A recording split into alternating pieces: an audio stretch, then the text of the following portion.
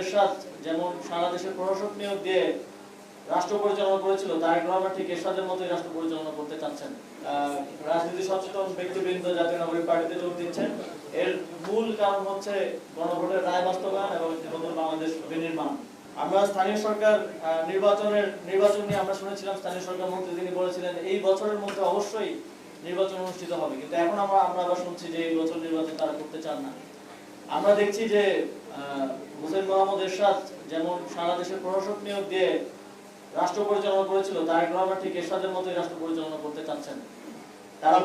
তারা গণতন্ত্রকেই তাদের একমাত্র রাজনীতির বস্তু হিসেবে ব্যবহার করেছেন বিগত 17-18 বছর, কিন্তু নির্বাচিত হওয়ার পরপরই তারা গণতন্ত্র ভুলে গেছেন।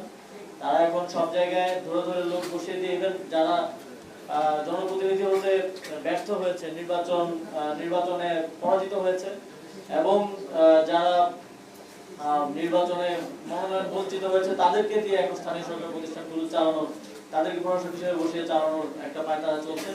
আমরা আহ্বান জানাবো সরকারকে যে আপনারা দ্রুত নির্বাচনের মাধ্যমে আবারও স্থানীয় সরকারের যে অচল অবস্থা আছে সেটা ভেঙে জনগণের যেই সেবার যে কাজ সেটা অব্যাহত রাখার জন্য স্থানীয় সরকার নির্বাচন আয়োজন করুন।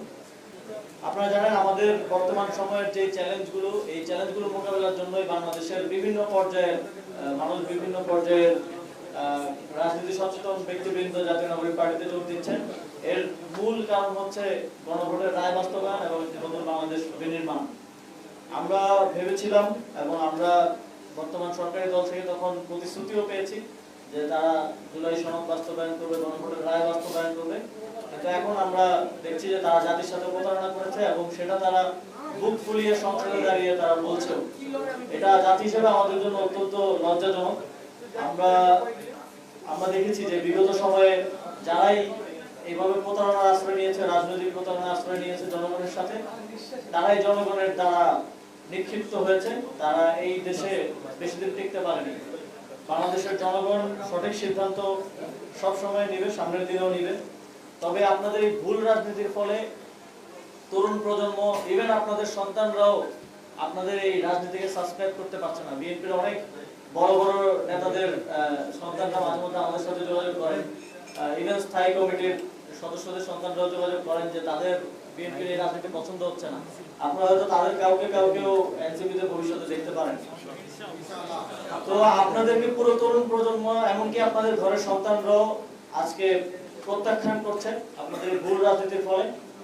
এবং বাংলাদেশে এটাই প্রমাণ করে যে বাংলাদেশে একটা নতুন বাংলাদেশ, যে বাংলাদেশের জন্য এত মানুষ জীবন দিয়েছে, এত আমাদের সহযোদ্ধারা আহত হয়েছে, এটা শুধু সময়ের ব্যাপার মাত্র সেই নতুন বাংলাদেশ বিনির্মাণ। এবং সেই সময়টা খুব বেশি দূরে না, ইনশাআল্লাহ সেটা বাস্তবায়ন হবে।